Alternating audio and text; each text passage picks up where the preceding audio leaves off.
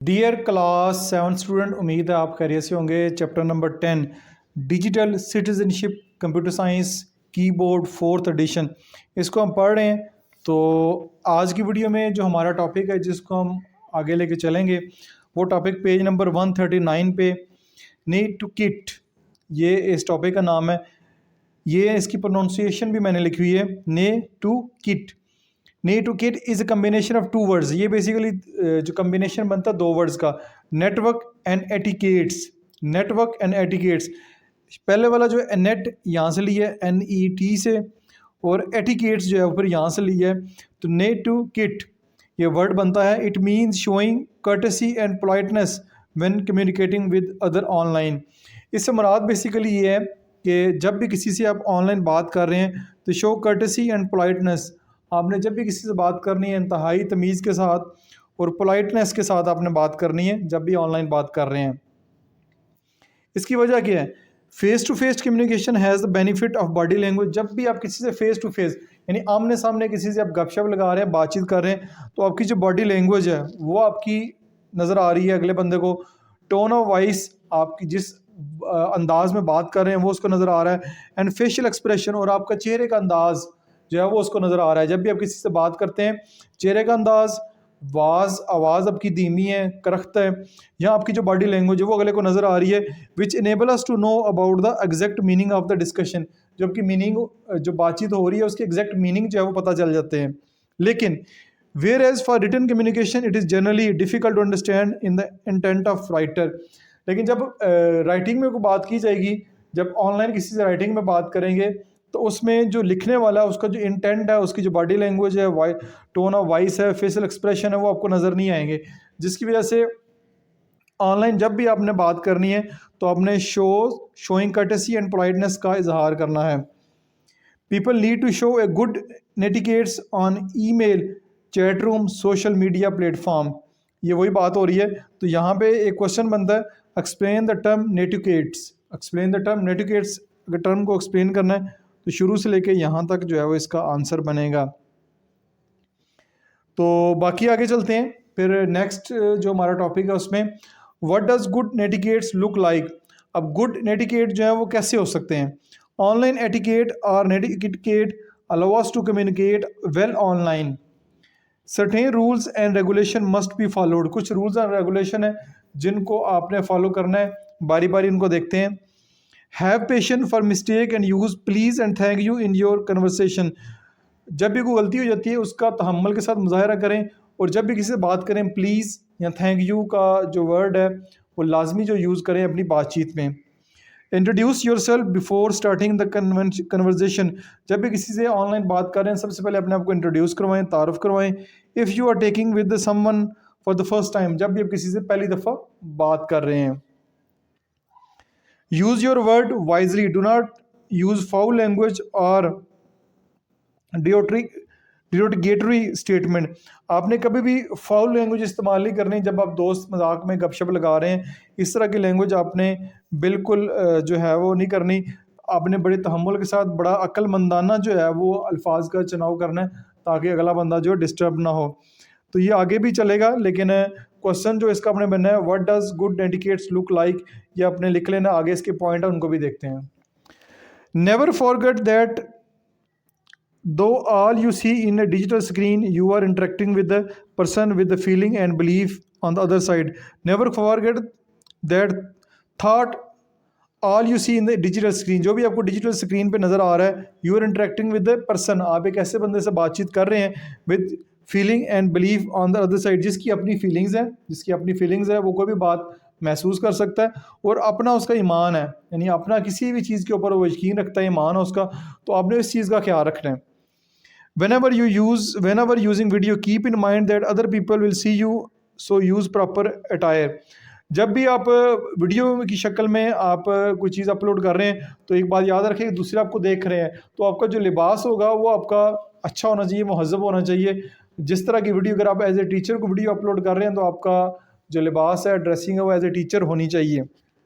अगर आप स्पोर्ट्स की बात करें, स्पोर्ट्स की कोई वीडियो अपनी अपलोड कर रहे हैं तो आपकी जो प्रॉपर किट है वो होनी चाहिए। It is not easy to give or take criticism. Think of how you want to be treated.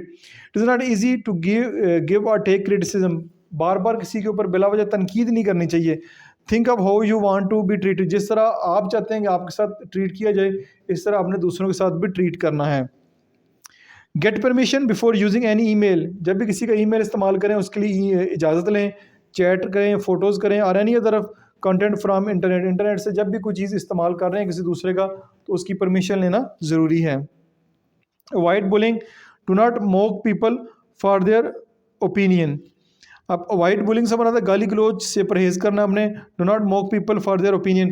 किसी बंदे की ख़ास ओपिनियन है, यानी खासतर आजकल इलेक्शन हुए तो कोई बंदा इमरान खान को लाइक करता है, कोई नवाज शरीफ को, कोई जरदारी को, जो जिसको लाइक करता है, जिसकी जिस बारे में ओपिनियन है.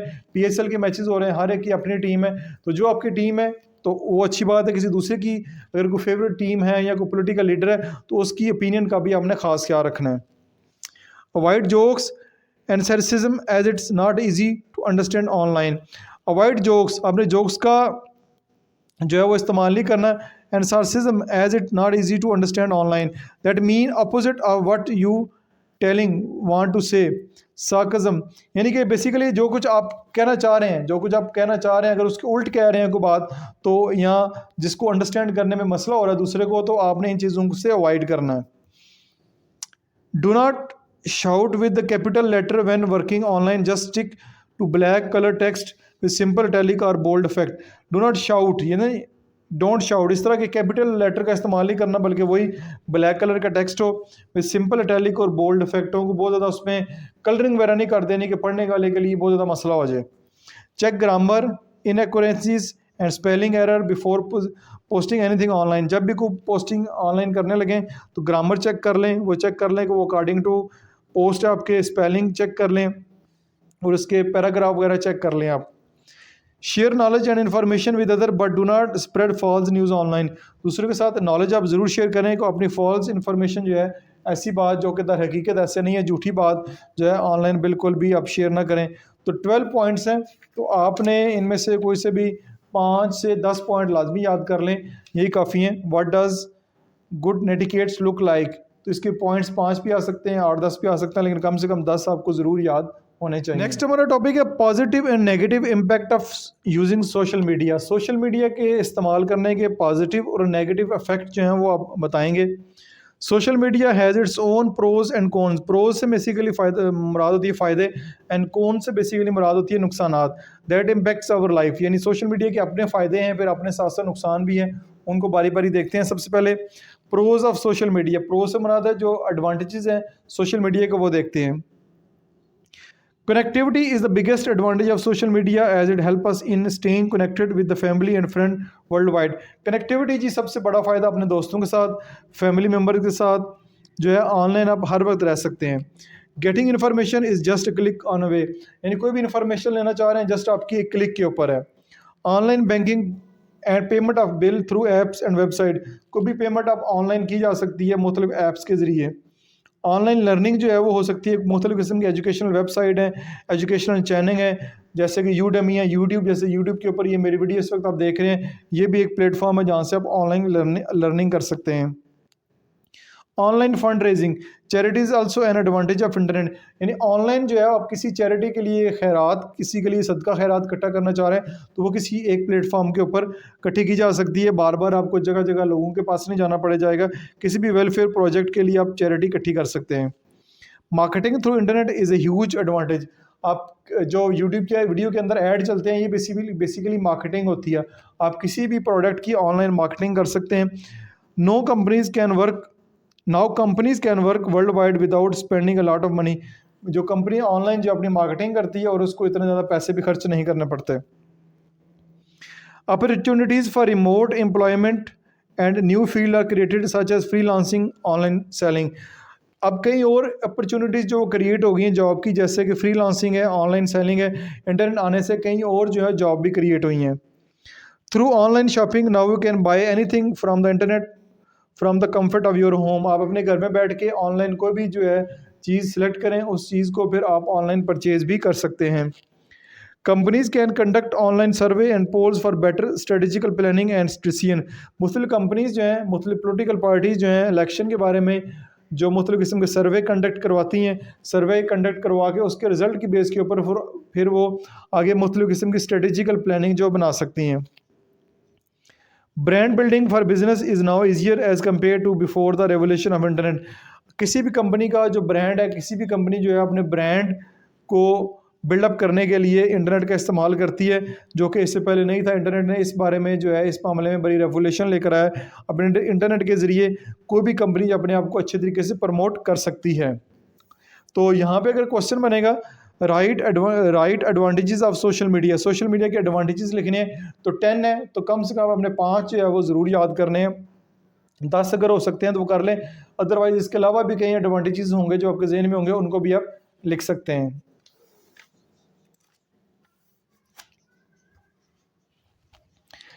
Disadvantages of social media. अब बात करते हैं कि सोशल मीडिया के नुकसानात क्या हैं।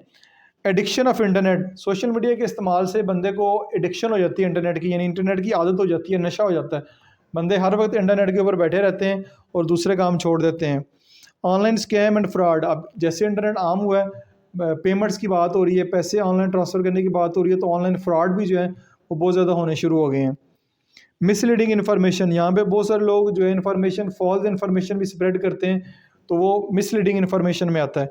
इंक्रीज साइबर बुलिंग, अब बहुत ज़्यादा जो चैनल है या बहुत ज़्यादा प्राइवेसी आपकी डिस्टर्ब हो रही है, साइबर बुलिंग जो है वो बहुत ज़्यादा बढ़ गई है। इंक्रीज्ड हैकिंग, अब बहुत ज़्यादा लोगों के चैनल हैक होते हैं, डाटा हैक होता है, क्रेडिट कार्ड हैक्स होते हैं, बैंक अकाउंट हैक होते हैं, और सोशल मीडिया प्लेटफॉर्म जो है वो उनके बहुत ज़्यादा हैक होते हैं। तो इस तरह जो डिसएडवांटेज ऑफ सोशल मीडिया में 5 हैं, इसके अलावा भी और भी बहुत सारे आ सकते हैं। सोशल मीडिया का इस्तेमाल करने से अब आपकी सेहत भी जो है वो ख़राब हो सकती है, पढ़ाई जो है वो भी आपकी डिस्टर्ब हो सकती है, और आपके जो गोल्स हैं उनको भी अचीव नहीं कर सकते। तो और भी काफ़ी सारे जो है डिसएडवांटेज लिखे जा सकते हैं, लेकिन यहाँ पे 5 लिखे हुए हैं, तो इनको आप मज़ीद एक्सप्लेन कर सकते हैं। तो आपका अगर सवाल आता है डिसएडवांटेज ऑफ सोशल मीडिया, तो आपने ये 5 पॉइंट्स लिखने हैं, कौन से बेसिकली मुराद होता है कि डिसएडवांटेजेस।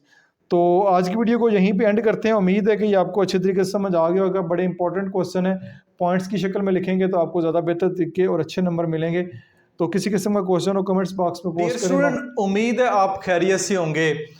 क्लास 7 की जो न्यू बुक है उसकी एक्सरसाइज 1.1 यानी चैप्टर 1 से लेके चैप्टर 5 की लास्ट एक्सरसाइज तक तमाम वीडियोस, तमाम क्वेश्चन के साथ मैं अपलोड कर चुका हूं। अब मुझे बहुत सारे बच्चों के कमेंट्स आ रहे थे, और इसके साथ मैंने खुद भी सोचा है कि अब आपके जो फर्स्ट टर्म के हैं या मिड टर्म के एग्ज़ाम शुरू होने जा रहे हैं, तो क्यों ना आपको चैप्टर वाइज जो अहम उसके जो इंपॉर्टेंट टॉपिक हैं उनके ऊपर एक डिटेल वीडियो आपके साथ शेयर की जाए। जैसा कि आज मैंने चैप्टर नंबर 2 को सिलेक्ट किया है। चैप्टर नंबर 2 के अंदर जो अलजब्रा आप पढ़ रहे हैं, अलजब्रिक एक्सप्रेशन के बारे में पढ़ते हैं। अलजब्रिक एक्सप्रेशन को फैक्टराइज कैसे करते हैं, बाय यूजिंग फार्मूला। तो ये वाला टॉपिक, ये वाला कॉन्सेप्ट बच्चों को सबसे ज़्यादा मेरे ख्याल में मुश्किल लगता है, अलजब्रा।